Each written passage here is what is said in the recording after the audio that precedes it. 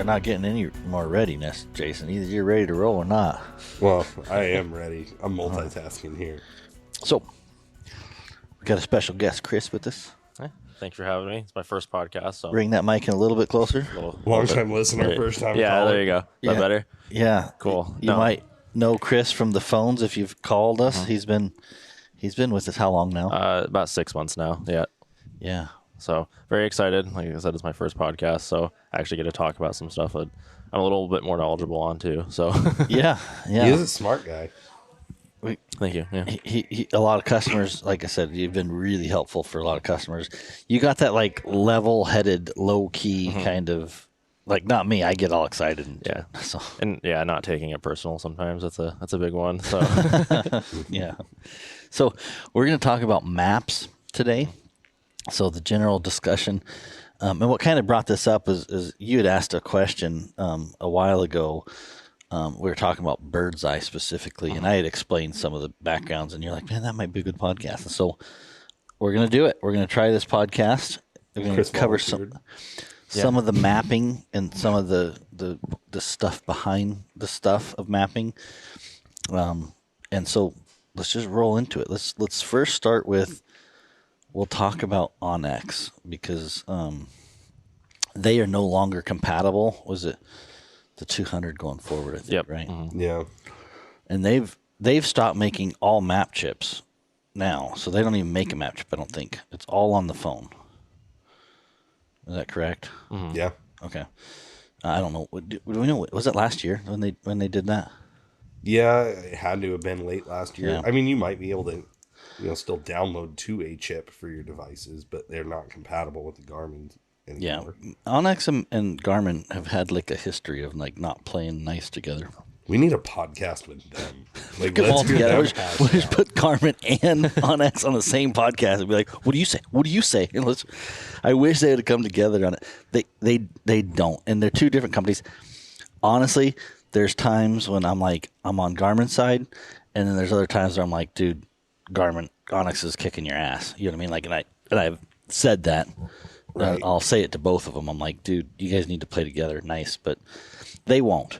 So going forward, there's no onX compatibility with Garmin devices. So anything going forward is not going to be compatible with the Garmin onX chip. You know what I mean? That's an Alpha 100 deal. 430, you know what I mean? Any of those products you'll be fine with. But the new ones, I mean, onX just stopped even making the chips. So you can't even buy a chip anymore from onX. It's all based on the app and subscription based. You got to pay yearly or monthly or whatever. I don't know. Is it yearly probably? I think. And good news. Garmin's going to try and do that too. Like, I'll say that's good news. But Weird. we'll cover that about a product called Outdoor Plus Maps, which is what Garmin is going to do for mapping, and we'll cover that later in the podcast. But we're going to cover through some things first. Just set the hook. Yeah. Like, what are you talking about? Like, No big deal. We'll Good get to news. that later. bad news? Like, I don't know. Everybody's not going to like me at the end of this podcast. onX, Garmin, nobody's going to like it. Anyways, customers, everybody's going to be a little bit mad over this podcast. There's going to be something going on, and Don't shoot somebody's the not messenger. going to like the answer on this podcast. I can promise you that. So if you have a chip and you like to put the chip in, onX, Alpha 100, 430, or previous, that's when you can use an onX chip. If you use the Garmin Hunt View chip, which is normally $89, and what that comes with is bird's eye for one state. Most of the time it's a full state. And it also has satellite images for that full state. So you got 24K topo, and then you have the satellite images, which is basically like the Google Earth picture. You know what I mean? Like if you took a picture from way up high, it shows the trees and the buildings and all that. And so that's what we would call bird's eye satellite imagery. So Garmin offers chips for those, and it's about just under $100 per chip. They also have landowner names and can show you who owns the land of public, private, HMU boundaries, and blah, blah, blah, blah, blah. I will say between the two maps, onX is a much better experience going for landowner names, trying to navigate. I have been a little bit slow to warm to OnX, to be honest with you, just because I use the GPS so much. I can tell you in the last couple of years, I've been using OnX more and more when I'm hunting on the east side of the mountains, when I want to see boundaries, when I want to see landowner names. The user experience off of the app is definitely. And we don't sell, so I mean, I have no. I'm better off telling you Hunt View's better. I mean, honestly, because I make money if I sell Hunt View. Yeah, I don't sell OnX map chip. They do give me because they probably take it away after this podcast, but they give me a subscription. I do appreciate it. I'm going to give a plug. It is nice. I do use it and I do appreciate it. The truth is I wouldn't say a good thing or a bad thing because they hand me a free subscription. I mean, you can't buy me off that easy, OnX.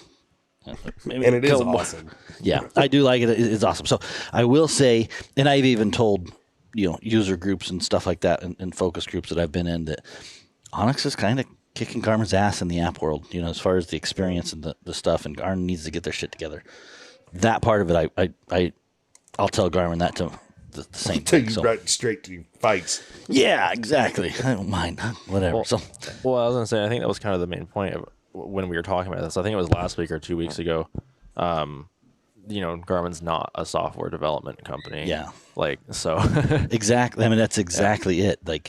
And I think, I don't want to get over my skis too much because, I got to be careful what I say, but I think in our experience and our feedback is you guys got to do better in the app world, in that world. And so I think they're starting to target, the apps. If you look at the watches, if you look at the Garmin, the Explorer app, the Messenger app, where they started with Magellan's app, whatever that was called before. What was that one for Magellan? God, I don't even remember. But they've gone through these reiterations. The watch has its app, the Connect, the Explorer. Earthmate. Now, Earthmate, yeah. The Earthmate was the one they started with. And so they have these apps that I would say they've developed them.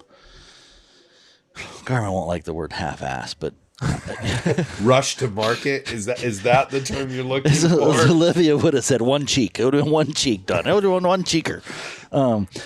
They get close, but they just don't finish that. You don't get that finished feel of a good app company. Where it flows good.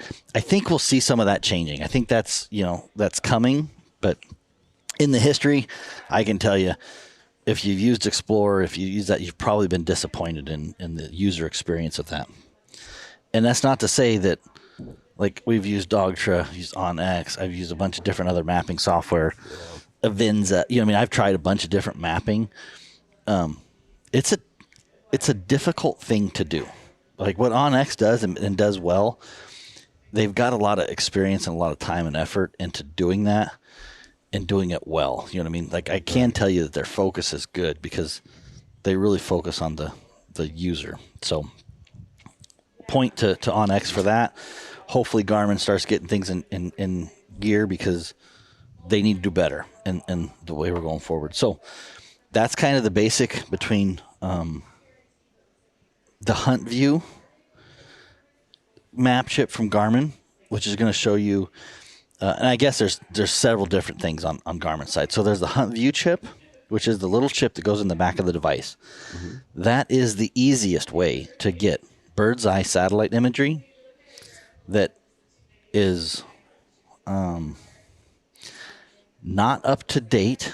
If you look at the pictures on there, sometimes they could be a couple years old. It's not like you're looking at Google satellite, from yesterday. So it's not going to show where you parked. It's not going to show where you parked last month. It's not going to show where you parked probably last year. You know what I mean? There's some of them that are almost 2 years old, and they're supposed to be updating some of those. It'll show the boundaries for Hunt GMU units, and it'll show a 24K topo. And I'll explain a little bit about 24K topo and 100K topo in just a second. So that's a chip. That's an easy way to put the easiest way. If somebody's like, hey, I want bird's eye. Call us First up. step for us is, man, give us your money. We ship it to you. You take it out of the adapter, and then you put it in your device. Exactly. And you're done. An adapter. Don't forget the adapter part, because we'll get a call back. I can't. This don't fit. It's got this big chip, and it don't fit in my device. I love that phone call. I get it like every couple of weeks, man. And guys are hot that they got the wrong chip. Yeah, you sent me the wrong chip. There's a little tiny chip inside the bigger chip. So that's HuntView chip. I don't expect any changes or differences in that. I will say we've been promised a couple times that they were going to make these chips updatable. And I think we just got word that they're not going to be updatable. So to get an updated chip, you're going to have to buy every couple of years, you're going to have to buy a new map chip with the new landowner. So the topo is not going to change. It's the county data. It's the county landowner date. So if you sell your property to somebody, it's going to say, oh, Jason, you own this property. It's like, no, I sold that to Bill, 2 years ago. That data is not easy for Garmin to update. Or the bird's eye. Like, it won't be updated either, right? Yeah, the bird's eye won't be updated. And so you're stuck with, we thought we were going to have, well, you pay some money and then you can put the chip in and update it. And I don't think that's going to happen. So I think to update these chips, you're going to have to buy a new one. Then that's just the way it is. Which sucks, but at the same time, they're $89.99. If you do it every couple of years, $40 a year, like, really? I mean, yeah. I don't want to sound like a sales guy and say that, because obviously I'm selling them, but really, sell the chip for $40 a year. I mean, it's $49.99. Just use that number. $49.99. Just use that. It's a great deal. I'll tie into that in a little bit, Jason. I'll use that. Can you go ahead and just record your clip there for $49.99? If you bought $49.99 every year, you could buy a chip every 2 years. That's what I'm saying. I was gonna say, I think one of the biggest frustrations for people though is people who hunt in like 2, 3, even 4 states. Having to swap those out can be a pain. I've talked to guys who've just straight up like lost them. They just drop them. And it's like it just falls out of the back of the unit after the battery. So the second part of that chip, so you get bird's eye, which is what most people buy it for, is the bird's eye.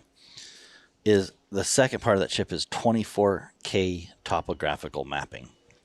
And who wants to take this one? I've talked enough. You want to explain the difference? Between 100 and 24? Yeah. Just the detail level is five times more detailed, right? I think so. 24K. So your elevation lines, I mean, if you're hunting, like, to me, I prefer 24K over 100 because in steep country, it shows me a lot more of like a plateau or like a bluff or something like that, because your topo lines are every 100 yards versus 100 yards? No, 100 feet. Or 100 feet, sorry. Yeah. Versus what, 500 feet? 24 feet. 24K and 100, I believe it's every 24 feet there's a line that insinuates that you've gained 24 foot of elevation. Oh, there we go. So, that would make sense. Now that you at 100K, you won't see a line until you go up 100 foot of elevation. So the way I describe it is on a 100K topo, you can hide an 80-foot cliff most of the time. And I may be a little bit off there, but it's just the basic concept. Is there's elevation line every 100 feet to show you that, oh, this is 100 foot higher than the last line. And so if you had an 80-foot cliff, you'd have one line, and you have an 80-foot cliff, and then it could be a plateau on top of that 80-foot cliff. It would just look like, it just looks like a straight hill, found those places a rolling before. Hill. Yeah. I've been there. Get down in there the other night. Where'd this son of a bitch come from, man? I don't see this draw on the map. What happened? So those 24K topo maps will show you in the mountainous areas the more detail of the hills and the creeks and the ravines and different slopes and how steep and how little. So if you're over in Nebraska, you're just like, what's the difference between 24? There's only one if you line. Can see your next state, you're good. Don't worry. There ain't about no it. lines over there. It's just roads. What do you mean lines? Those are called roads. Those aren't. There's no elevation. So that's the trick. In mountains, that 24K, it really shows. It just shows hills roads, stuff like that. If you're not in a big hilly area, you're probably wondering what the hell we're talking about, which is good for you. Yeah. This fat boy wants to live over there sometimes. I want to be like, oh, just walk half mile straight. That's great. So sometimes not all half miles are equal. Well, that's half mile in line distance. Garmin doesn't factor in elevation and actual yardage walked. Up and down, up this canyon, down the next canyon. Yeah. Cool. So that's the 24K part of the topographical side. So on a map chip, on the maps, there's two basic structures. There's ones that show you the elevation, the hills, the terrain, called topographical.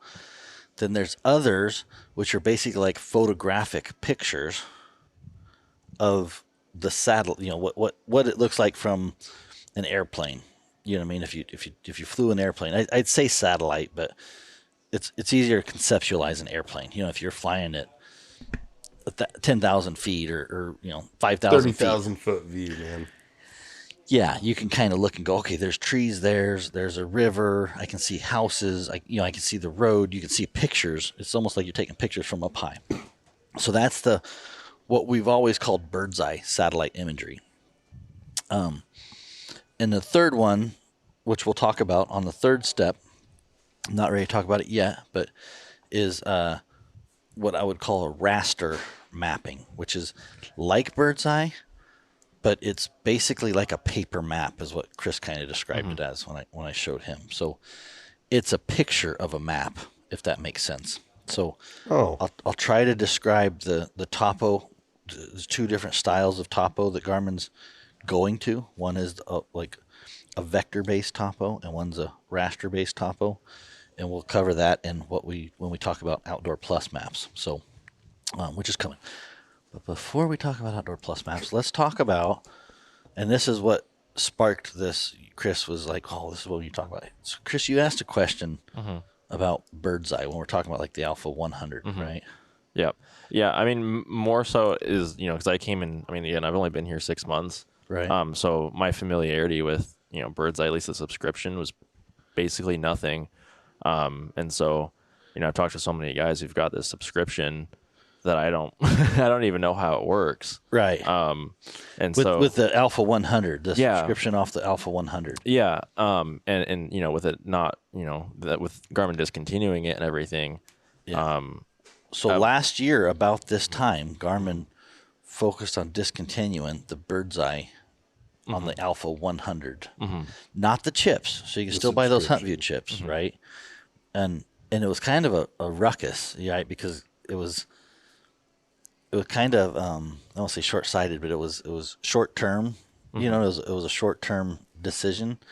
When we got the word, it was like it's done. You can't shut it off like a faucet. Yeah, and we were like, hey man, like we've been selling Alpha 100s with that 1 year bird's eye subscription included. And I had to go back and look at the package on the boxes, and and go, what were we advertising the fact that you're going to get a year bird's eye when you bought an Alpha 100? Because in the early days, that was an advertisement point that you got 1 year of free bird's eye when you bought an Alpha 100. And so when they came up with this, I was like, hey, like we just had some discussions with Garmin that was like, you can't just like let us know, you know what I mean? Like if we're not gonna, if this isn't a thing, if I sold somebody last week and I'm exaggerating a little bit, but if I sold something last week and told them they can get a year of bird's eye, and then this week you tell me, never mind, I'm like, that's not cool. You can't do that. So Garmin, kind of did a support for the year. So it's like, okay, this is the time, anything sold after this point doesn't have it, anything before it does. And if we had customers that bought something a month before the announcement or whatever, and they were having problems, we could get a hold of Garmin and they could, put that serial number. You know what I mean? Like it was an inventory mess because it's like you don't know what's on the shelves, what's not on the shelves, what's in the system. So it was kind of a pickle to try to figure out on the getting shut off. You know what I mean? It's like they wanted to stop that support of downloading bird's eye, and a lot of people, and this is where Chris was like, lot. Yeah. What's that? Lot of I wasn't on the people. phone during this time, so I don't know, Jason. I was on the phone a lot. Let me tell you, Is that like 2 L's or how many? Dude. How many L's are in that? a lot. So what do you? So Jason, what was the general opinion from customers that why they discontinued it? I'm just gonna let you. You've heard it on the customer, so I'm. What do you think the customer? Not saying you or whatever, but I'm saying what do you think the general assumption of the decision for that? Focused. Money focused, Pushing people away so they drive them to purchase the chips. the 200 or the chips, and yeah, and so, and that was kind of what Chris was like asking is like, why would they do this, right? And on this, and I'm not carrying water for Garmin. Like, Garmin does like to look at the bottom line and make money. I'd be like, a lot, make money. Lot. Like, I'm not gonna say that, they don't like getting people to upgrade and buy new stuff. And if they could do it like every year, somebody's got to buy something new. They would like that. But I will say the reasons behind Bird's Eye Direct are not as nefarious as we just want people to buy more chips. And so that was one of the things I was explaining to Chris, and he's like, you need to explain this in a podcast. So here we go. I'm gonna explain it. Buckle in, yeah. Yeah. So if you've ever installed Bird's Eye, Jason, on an Alpha 100, how do you do that? Through Basecamp. What's Basecamp? Basecamp is a program provided by Garmin. Okay. It's a mapping system. Right? So you log into Basecamp, right? And you what would you do? Let's explain to the user what you used to do. You can't do this no more. So let's describe what you used to do.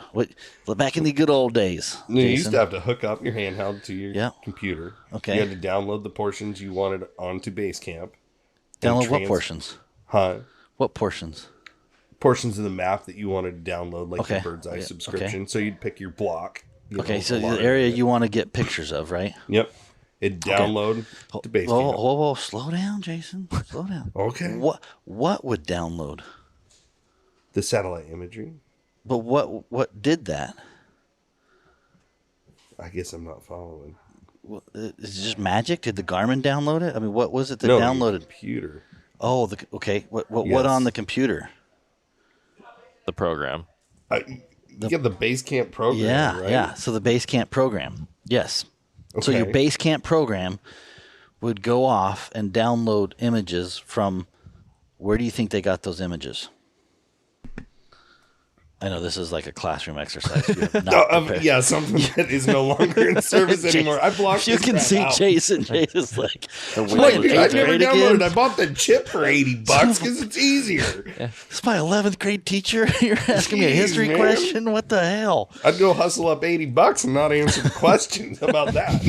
Jason's like, screw it. I'm gonna go buy the $80. This is too much. I don't want to chip. But yeah, you had to have your computer and you had to download it to the program. Yeah. And then you had to move it into the internal storage or a chip that was installed into your unit. Mm-hmm. Now, and hopefully everything worked right.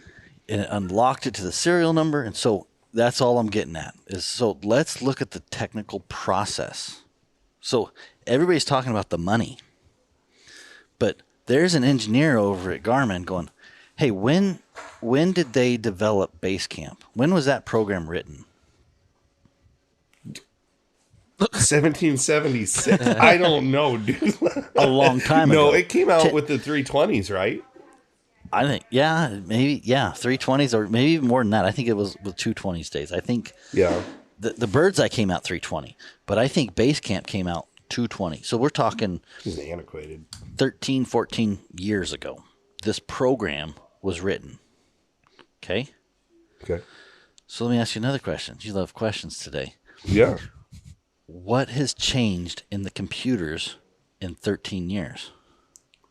Okay, that's one I'm not even going to try to BS. They got better. A lot. They got better. Everything. How about everything? Does that cover it? I mean, we've gone from Windows 7 to 8 to 10 to 11. Right. And that I don't even know what that already. is. Yeah. So you're building a program 13 years ago for like Windows XP, maybe. I don't know. Maybe I don't know. But that's why it's XP and newer. Some people are like, "What's XP?" Like, what?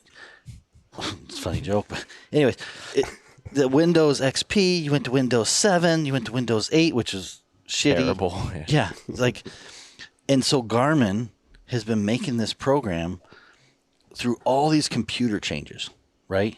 The different RAM. You want to talk about compatibility? Like a compatible nightmare to make a program span that long on a computer. Sure. Right? That they don't have any control over. Then there's Macintosh computers. There's Dell computers. There's HP computers. There's, you know what I mean? Everybody's got their own tweak with different graphic cards and different, processors and blah, blah, blah, blah, blah. Different operating systems.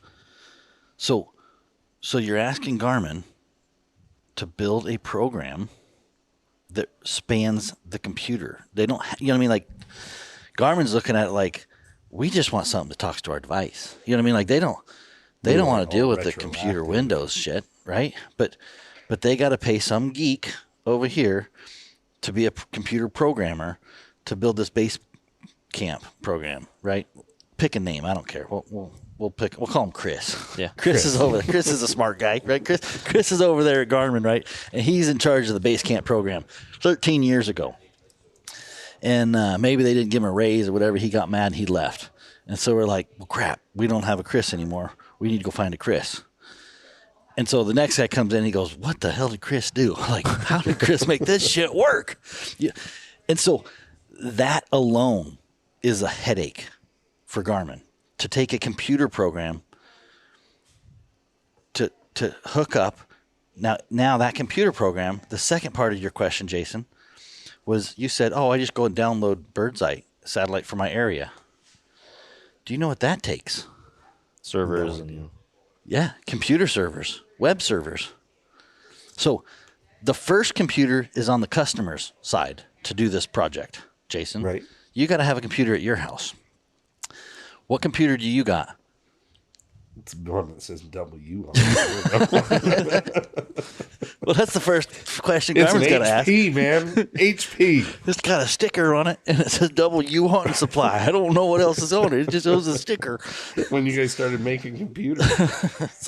So the first problem of the whole thing is the computer sitting at the customers. Like, that's a pain in the ass alone, because just think about your customer. Just think about our customer base. Half the time. do not like computers. They're like me. They're like, what do you mean? The wife's got a computer. I'm over on Amazon and I can get whatever. Right. The best one I heard was somebody said, I use my computer to get to W Hunting Supply. That's it. It's just called W. That's the Was web. that Joe?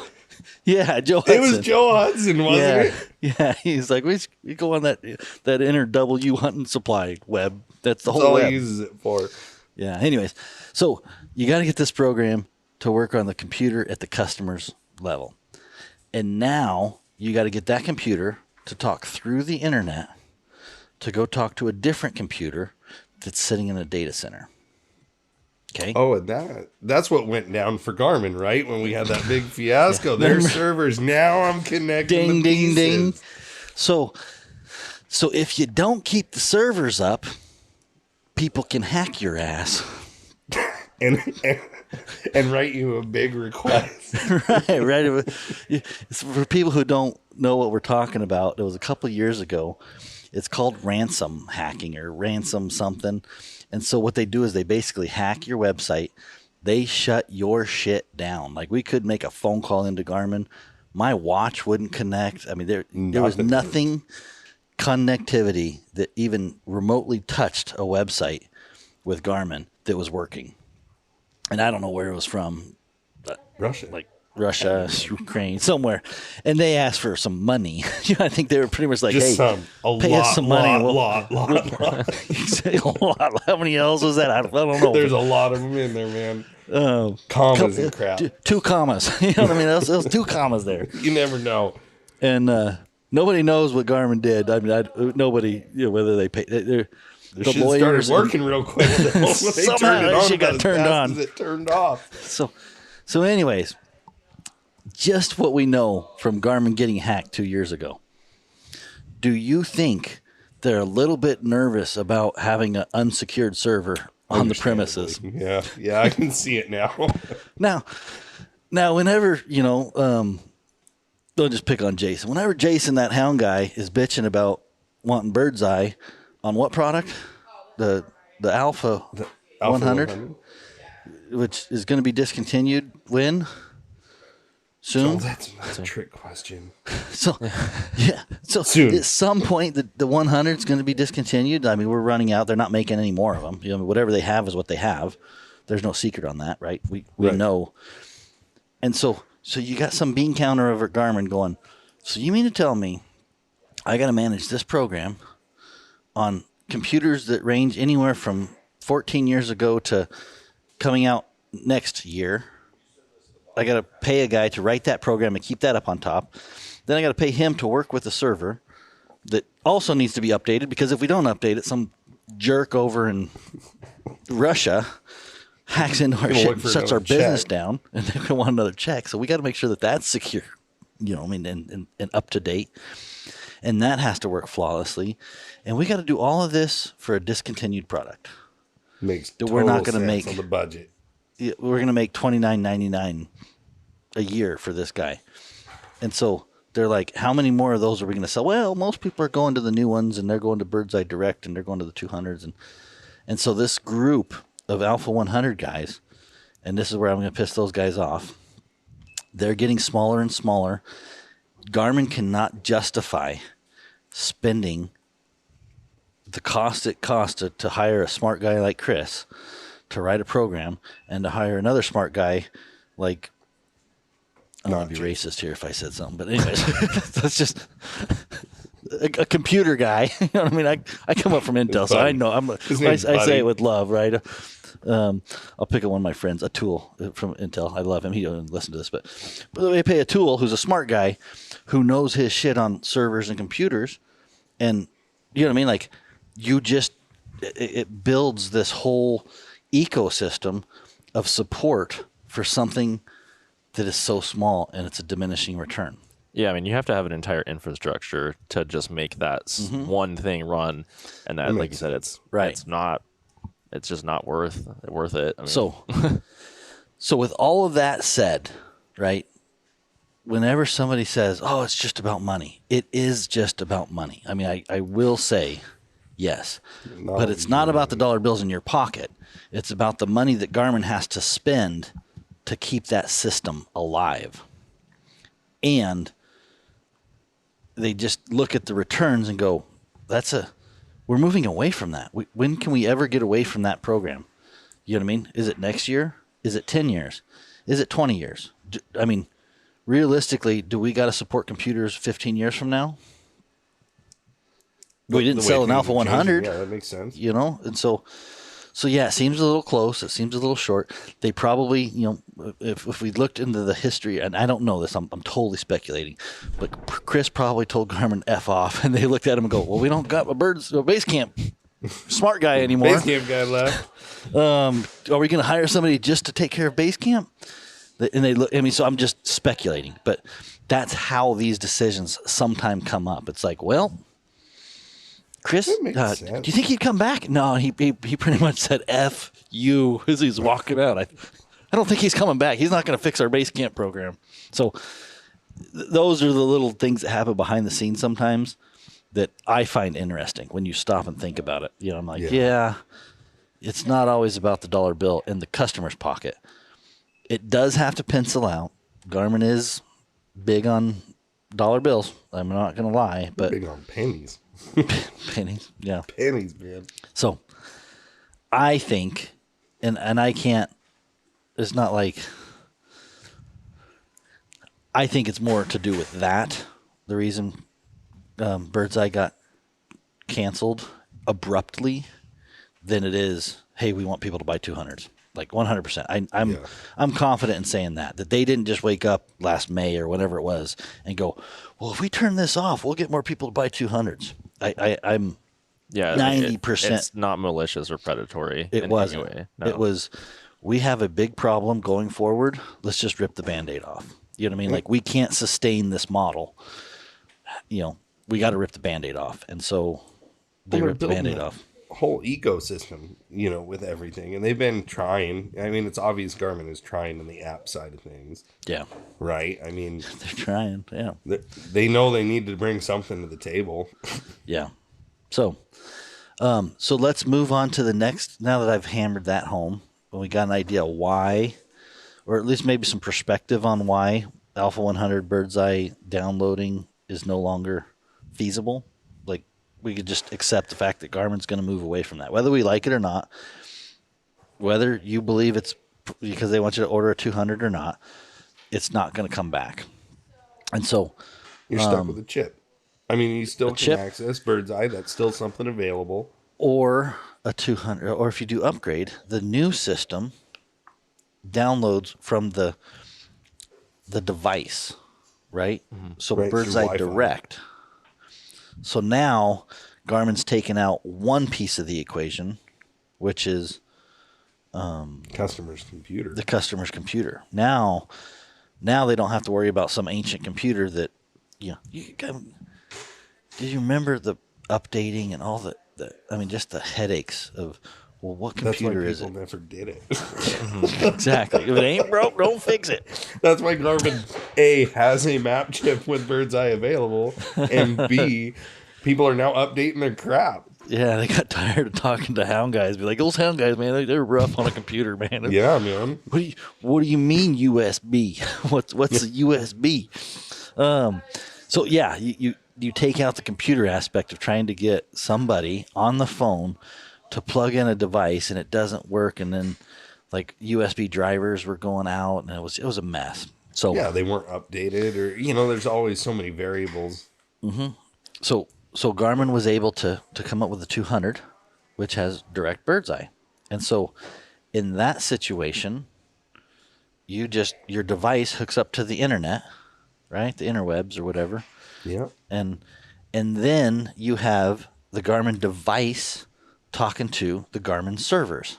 So they still need to have those servers updated. You know what I mean? Like but to run apps, to run their computers, to run, they're already running a bunch of stuff on a server. So it's easy for them to justify a server admin. They have several server admins to keep all their watch connectivity up, all their data centers rolling.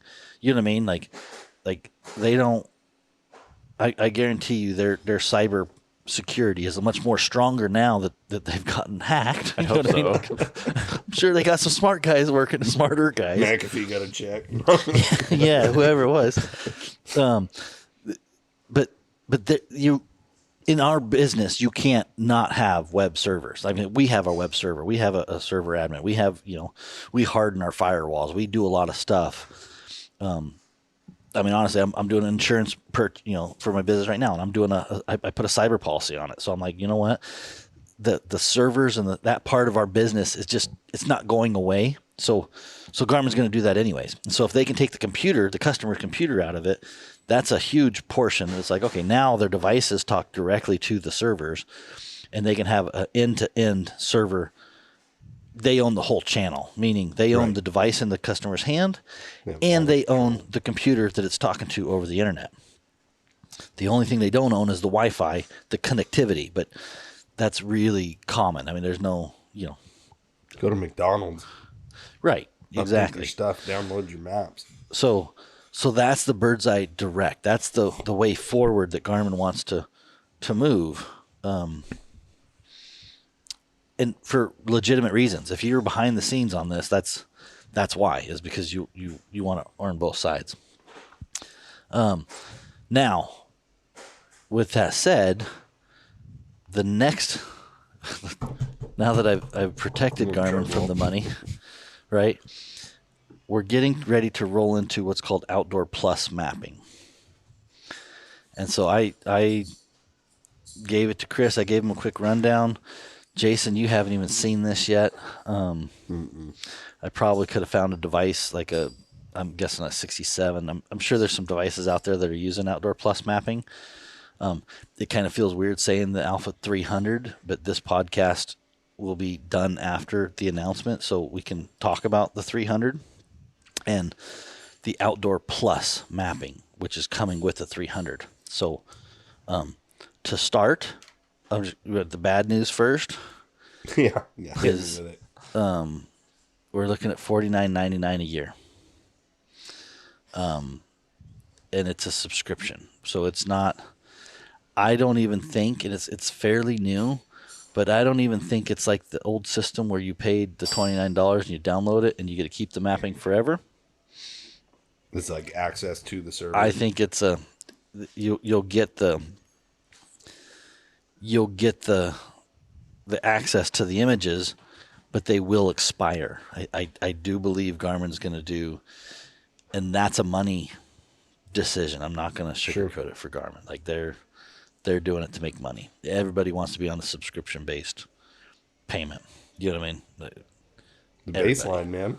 Man, it's so annoying. Like I hate the subscription model on a lot of things, and that's what we're going to. So on X Maps, they do it. You know what I mean? Everybody's gone into this where it's like, oh, if you just pay us a little bit every year, it adds up. Yeah. So forget to cancel that. Next thing you know, you're still paying Blockbuster. Exactly. You ready to movie yet? So we're looking at $49.99 for a 1-year subscription. I don't believe you're going to get a free year on it. So I don't think this is coming like the Alpha 100s where they're like, oh, we'll give you a free year. I don't think that's a part of the deal. I think pretty much you pay $49.99, you activate it probably through the app, and you can download mapping on your device. And I think, and I'd have to I've played with it some, so I have some experience with it, but I believe also it shows you on the map on your app. So it's kind of like Garmin's. I don't want to say competing with. What do you call it? God damn it! What do you call it? On X, you know what I mean? Like so the app portion of it, I kind of feel there's some blend there where it's like, hey, they want people to use them on the phone, so this Outdoor Plus is going to work on a phone and on the devices, but I don't think you can put it on multiple devices. So I think you're going to have to pay per device. So I don't know all the details about it, right? Subscription. I don't know the payments of the details. So if I had to guess, it's going to work on your phone with the app, and it's going to work on your Alpha 300. So the mapping, you'll be able to see it on both devices. Sure. But if you had two Alpha 300s, I don't think you just buy one subscription and you can just put it on your buddy's 300, or you know what I mean? I don't think I can be like it. They have the other ones locked by serial number.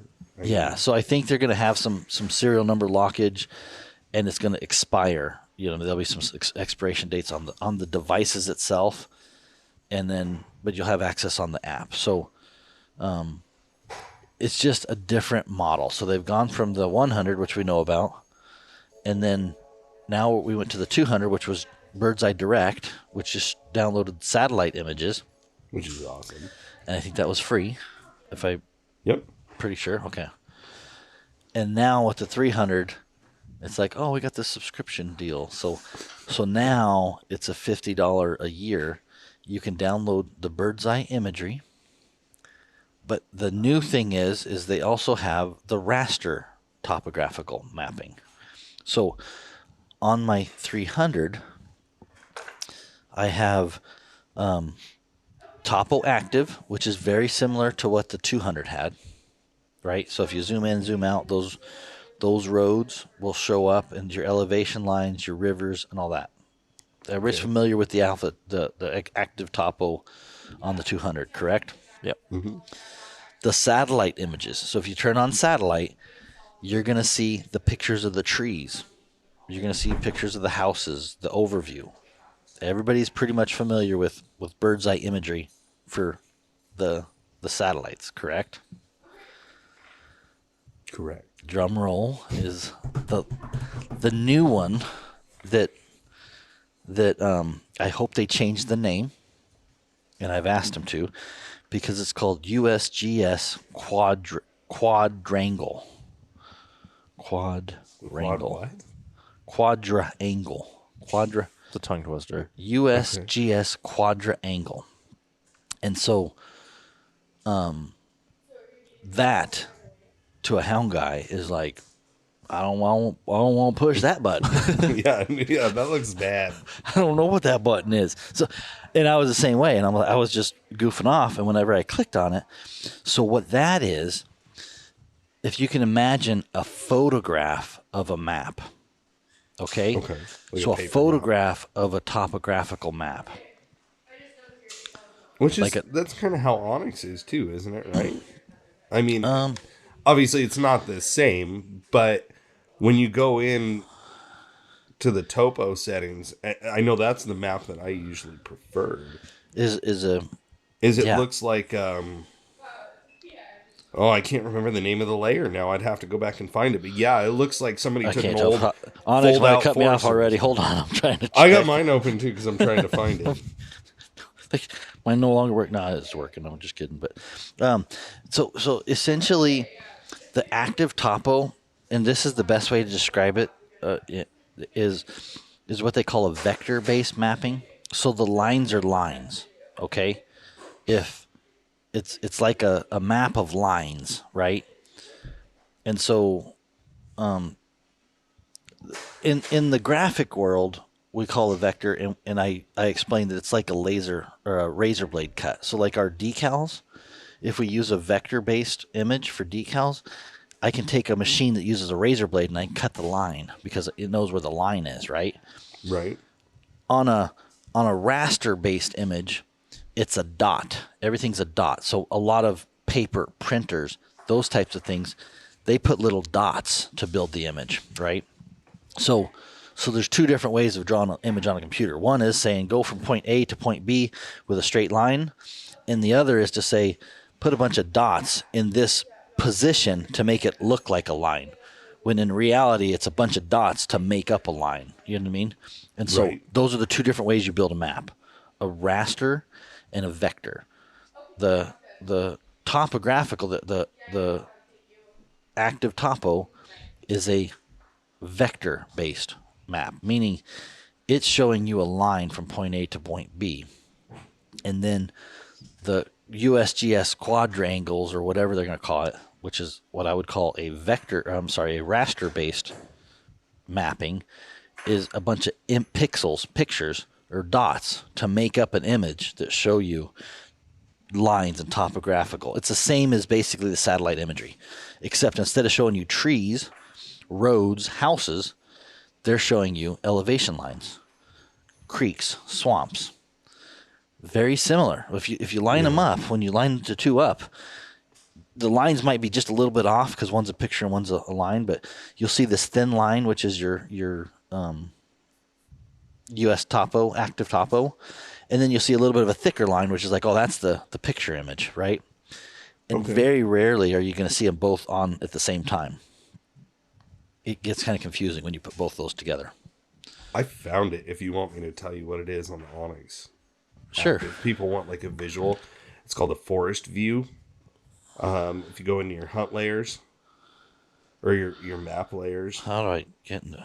Oh, damn it. Hold on. How do I get to there? Like, oh, topo? Yeah. Okay. Let's see. Which subcategory? It was under... I see topo. Roads, trails, and rec. In the see, If you go into your map layers, hunt view map layers, okay. Then scroll down past your states that you've downloaded, like and there should be one. Yeah. It'll say roads, trails, and rec. Way in the bottom. Yep, way on the bottom. Man, this is bad. Okay. Turn on wildlife layers, roads, trail. Okay, yeah. Yep, that forest visitor map. It's like somebody took and folded that's out. An example. It's exactly what the raster is. That's exactly. And I will tell you. Okay, now I'm super jacked because that is an awesome map. It's like somebody took an old Forest Service map, laid it out on a big flat table with a camera, and just took all these pictures. Let me look over here and look at some country. So different, I use that but all similar. the time. Different but similar. But yeah. That's a little better layout than the ones you see on there. But yes, that's kind of it. It's think of it like you're looking at a forest map. They took a picture of a forest map and then they put that on the device. And so you have, and the nice thing is there's some situations where I'm like, oh, this road's not on this map, but it's on this other map. And, this road's over here, but it's not on this one. So while I was hunting and playing with it, I'll be honest, I was dealing with bugs. So it's like flash on, flash on. Half the time it wouldn't show up. And I'm like, you're reporting it, because I was doing some testing or whatever. But I was like, oh man, I could see where that got really helpful to be like, I'd be like, I know there's a road right there.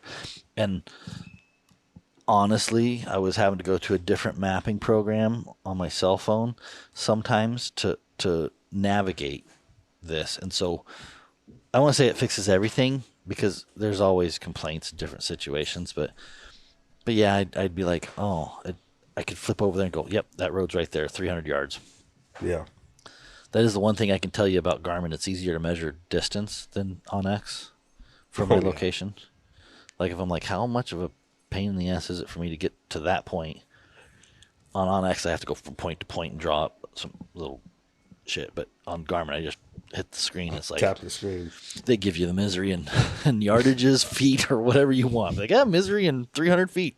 They give you best case misery. They don't factor elevation. Remember? Yeah, exactly. No, just go straight. It's like fly like a bird. It's yours.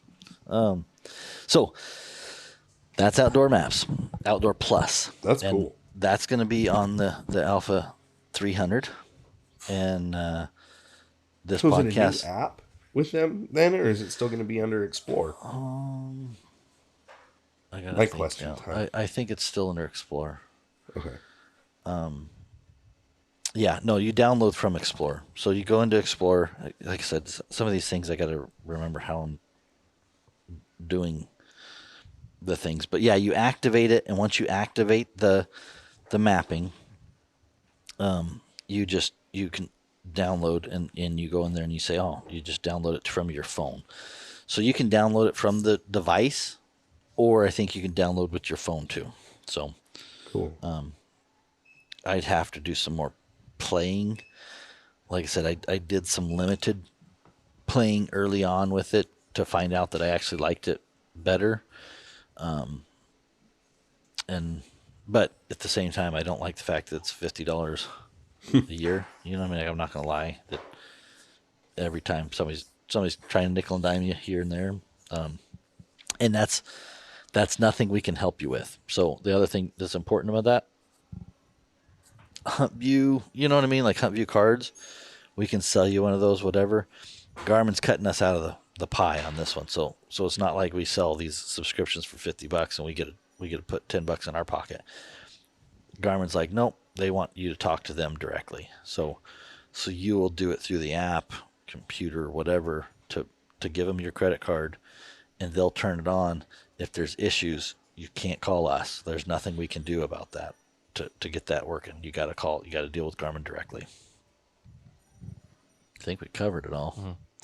Mm-hmm. I mean, I just kind of had a question regarding that, just because, with it being $50 a month, I mean, it's not state specific at all, right? I mean, you can just go anywhere. So, I mean, that's kind of the advantage of it. It's a good solution. Yeah. For a lot of guys. You can download, I'm pretty sure you can download whatever the device will hold. Mm-hmm. States, doesn't matter, like whatever you want to download. And then on the 300, when you click on the little, there's the little two boxes. There's like the layer box. Overlay. Yeah. When you click on that, it shows like HMU, parcel, contours, hydro, public lands, outdoor point of interest, PLSS. I don't even know what that is, but satellite, USGS quadrangles, and then it says map sets topo active. I told them my feedback, and I hope this changes in the software issue, is I want the satellites, the USGS quadrangles, and the active topo to be like combined, because those are like three different types of maps. And then like the HMU, or the hunt units and all that kind of stuff that people use, you'll be able to turn that on and off as like a layer. You know what I mean? So it's like you got your layers that show you different things, like what hunt unit you're in for deer and elk hunters, and what the waterways, and just different things like that. Right. put those in layers. But my maps, I want to see my satellite images, this raster image, and I want to see the active topo. And I like those to be separated. I don't know what they will or won't do. Like, who knows? But maybe they have it changed before launch. I don't know. I can't tell you. I can just tell you what I see, and I do like it. I have used it. Are we going to dive into it much, like differences with the 200, or are we going to save that for another Not episode? on this one. We'll have a podcast about the 300. I want to just talk about maps. This will probably be after that podcast that we did the 300. Like, honestly, like, we'll probably have a dedicated one to try to sell stuff. Plus some videos, probably. Yeah, but no, this one I want to just focus on. We're at 55 minutes. We've talked about maps. I wanted to just talk about the different mapping options, and I think feels like we did a pretty good job on it. Yeah, I'm excited. Like, now that I know what it is, what is it? Raptor mapping? Is that what you said? Raptor, like a bird, or like your raster, truck? RST, yeah, Raptor. But he's a little mini raptor. Just make up words, man. It's like super flat. That is one thing about the 300. Since we're talking about maps, the 300 is much quicker on mapping. Yeah, scrolling. Like zoom. That was the first thing I noticed. Yeah, Thank God. Yeah.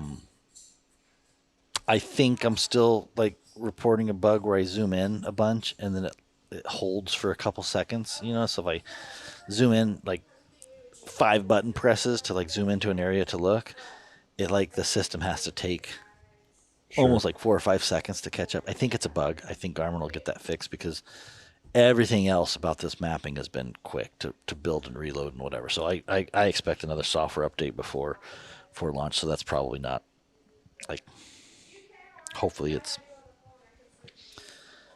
if not, we'll be hearing some complaints, I'm sure. They will hear about it. But it is all of the other things about it, scrolling and rebuilding the maps and scrolling through an area, it loads those maps so much faster than the 200. The 200 has been pretty slow on the mapping build. I will say that the 300 mapping is much faster. The processor, the screen, and the battery life is awesome. We'll cover that in the next, like, a little tease, but yeah, I'm not afraid to say that the 300 is a much better product than the 200. Like, Wow. I'm definitely not going back to 200. I'll put one in, Jason, as soon as I can get you one. I keep telling Garmin I need one for you, but they won't. They don't. They don't like me like you do, or what? It's hard to. It's a matter of testing, right? So they're not doing it to sell.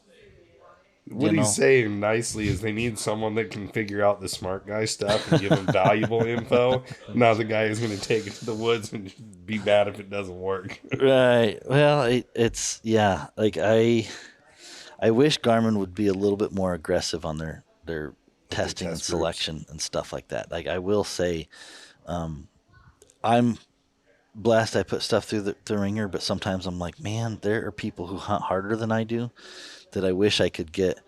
I could get them to test, but Garmin's pretty tight on what they allow and what they allow me to do and say. And so, anyways, one of these days I'm gonna try and get you on the forum where we can get you on earlier. But I literally have one. I've been messing with it. I can't even. There's some features I can't test because I don't have 2 of them, and you know, and I'll be honest, testing this shit is not fun sometimes, Jason. No, I'm going to tell you right now, I don't envy you because I know, A, you don't get to hunt as much as you want to, and B, when you go hunting, it's a lot of work. Yeah. Trying to cram it into it's like trying to photograph your own hunt. Like, really. Yeah. I'm actually working on a bug with the watch right now with the guys. I'm like, man, this watch thing, and it's like there's always little issues in software and loading and trying this, and sometimes they're just like, I just want to go hunt. Like, I don't want to deal with problems anymore. Like, no, it's not fun. But what I like is when I do get it, I usually take it and I go straight to the woods, just like everybody else who's going to order it instead of doing any research. Yeah. When you send a box, I just go set it up on the tailgate and go hunt and see what the frustration level is. And then I know how my week's going to go usually on the phone. Exactly. We'll overnight them to you. You'll be one of the first people. We'll get them overnighted to you when we get them, or you can come up and pick it up yourself.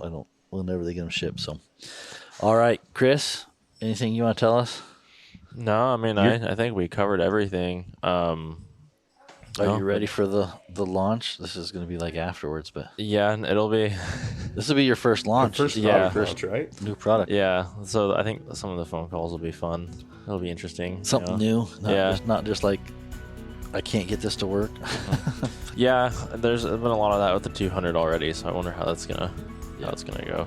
Yeah, Chris is gonna have to come back. He did a good job. Yeah. All right, guys, we'll wrap it up in an hour.